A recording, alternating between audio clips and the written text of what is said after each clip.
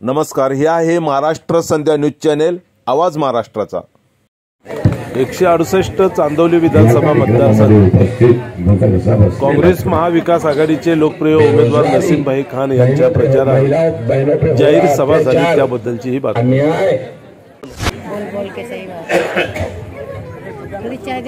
मराठी हिंदी बोल।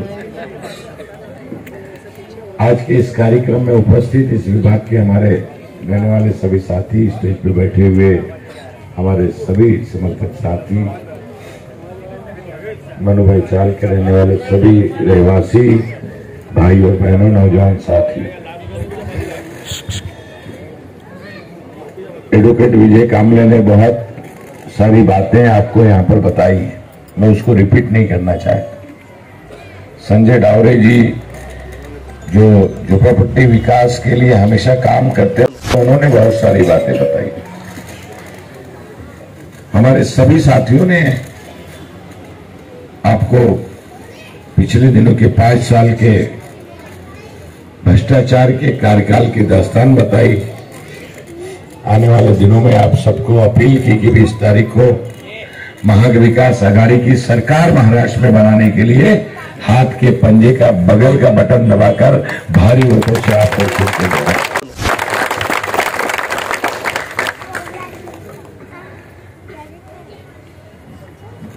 पिछले 2.5 सालों से महाराष्ट्र में गैर कानूनी तरीके से सरकार चल रही है। महंगाई बढ़ रही है, भ्रष्टाचार बढ़ रहा है, बेरोजगारी बढ़ रही है, बिजली का रेट बढ़ रहा है। जिस घर की बिजली का बिल 2000, 2500 आता था, 4000, 5000, 6000 रुपया आता है। लहसुन जैसी चीज 400, 500, 600 रुपए में बिकता है। ये मेरी बहुत सारी बहनों ने बताया कि भाई लहसुन जैसी चीज 500 से 600 रुपए में बिकने लगा। मतलब आप अंदाजा लगा सकते हैं कि कितनी महंगाई है महाराष्ट्र, मुंबई में, और इनकम कम हो रही है, महंगाई बढ़ रही है, खर्चा बढ़ रहा है। पहले एक आदमी काम करता था, पूरा घर खाता था और चलता था, 2-4 हजार रुपया बचाते भी थे। आटे के डब्बे में डाल के हमारी बहन रखती थी कि आने वक्त में काम आएगा। बराबर है? अब एक आदमी नहीं, घर के 2-2, 3-3 लोग कमाते हैं, तो भी घर में खर्चा पूरा नहीं होता है। उसका कारण है कि महंगाई बढ़ गई है। हम लोग जब कहते हैं कि आसमान छूती महंगाई, ये आसमान छूती महंगाई, दवाई का रेट बढ़ गया, किराया, बस का किराया बढ़ गया, ट्रेन का किराया बढ़ गया, रिक्शा, टैक्सी, सब चीज का किराया बढ़ गया, बिजली का रेट बढ़ गया, अनाज का, खाने का सामान का भाव बढ़ गया। सब चीज बढ़ती हुई महंगाई, बेरोजगारी, महिलाओं बहनों पे हो रहा अत्याचार, अन्याय, पूरे महाराष्ट्र को लूटने वाली जो स्पष्ट सरकार है, इस सरकार को 20 तारीख को उखाड़ फेंकना है। ये मैं आप सबको कहना चाहता हूं। राहुल गांधी जी, सोनिया गांधी जी, खड़गे साहब, उद्धव ठाकरे जी, शरद पवार जी, केजरीवाल जी और हमारे अखिलेश यादव जी, समाजवादी के सारे नेता एकजुट हो गए। आप पार्टी के केजरीवाल जी, सारे लोग। आपको कभी लगता था कि ये सारे नेता एक जगह आएंगे? मुझे तो नहीं लगता था कभी। लेकिन इन सब नेताओं के दिल में देश और राज्य के लिए मोहब्बत है, प्यार है, दर्द है। इसलिए सारे लोग अपना राजनीतिक फायदा, नफा, नुकसान छोड़ के महाराष्ट्र और इस देश को बचाने की लड़ाई में एक साथ आए हुए। कल उद्धव ठाकरे जी आए थे साकेराका में, बंबई में वो कहीं भी नहीं गए, कल मेरे प्रचार में आए थे और उन्होंने सबको अपील किया कि नसीम खान को भारी बहुमत से चुनकर भेजना। आज जरूरत, ये लड़ाई सत्ता की नहीं है, ये लड़ाई महाराष्ट्र बचाने की लड़ाई है, मुंबई बचाने की लड़ाई। जिस तरह से दिल्ली के इशारे पर मुंबई की सारी कंपनियां गुजरात जा रही हैं। गुजरात हमारे देश का हिस्सा है, गुजरात को भी हम लोग प्यार करते हैं, लेकिन ये ठीक नहीं कि किसी का पेट काट के, किसी का हक मार के किसी और को दिया जाए। अगर आप मुंबई और महाराष्ट्र की कंपनियों को गुजरात शिफ्ट कर देंगे तो मुंबई का, महाराष्ट्र का हमारा नौजवान कहां रोजी पाएगा? उसको नौकरी कहां मिलेगी, काम कहां मिलेगा, उसका परिवार कैसे चलेगा? बहुत सारे इश्यूज है, बहुत सारे। पूरे 2.5 साल में छत्रपति शिवाजी महाराज का पुतला बनता है और उस पुतले में भ्रष्टाचार होता है। देश का प्रधानमंत्री के हाथों उद्घाटन होता है, 6 महीने में छत्रपति शिवाजी महाराज का पुतला ढह जाता है, गिर जाता है। इतना भ्रष्टाचार। इसीलिए नसीम खान कहता है जो सरकार निकलनी है वो सरकार बदलनी है, वो सरकार बदलना होगा। क्योंकि ये लड़ाई, जैसे मैंने पहले कहा कि सत्ता की लड़ाई नहीं है, मुंबई और महाराष्ट्र बचाने की लड़ाई है। और मुंबई और महाराष्ट्र हमारा बचेगा तो हम लोग देश बचाने की लड़ाई को मजबूती से लड़ सकते हैं और देश को भी बचाने का काम हम सारे लोग करें। ये मैं आप सबसे कहना चाहता हूं।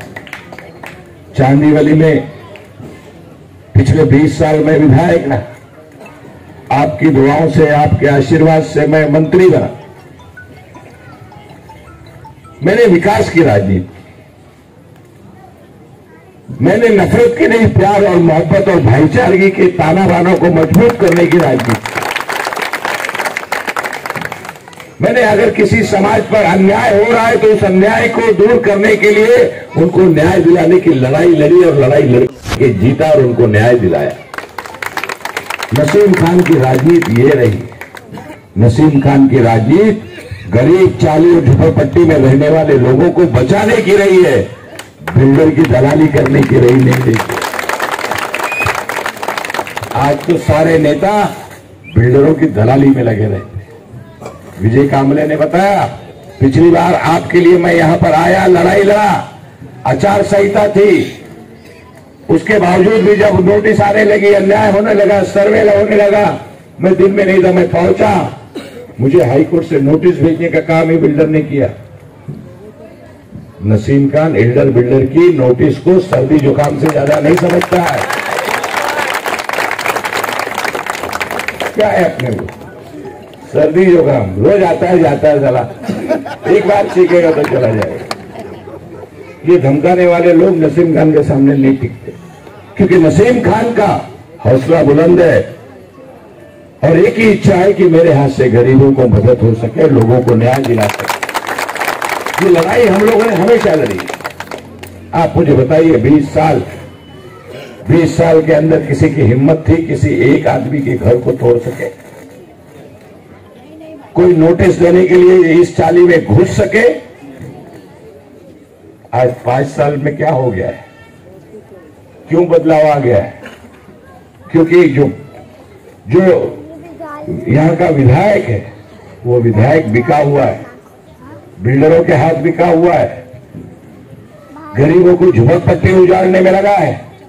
जय भीम नगर पवई में 600 परिवार जो पिछले 30 साल से रहता था, हीरानंदानी बिल्डर से सौदा कर लिया उसने, और वो पूरी की पूरी भर बारिश के अंदर, भरी बरसात में 600 लोगों को बेघर करने का काम किया। उनकी लड़ाई मैं लड़ रहा हूं। आज हाई कोर्ट तक गए हम लोग, बड़े से बड़ा वकील खड़ा गया, केस लड़ा गया, और आखिर में हाई कोर्ट ने एसआईटी, जॉइंट सीपी क्राइम की अध्यक्षता में एसआईटी गठित करके 8 दिन में जांच करवाया।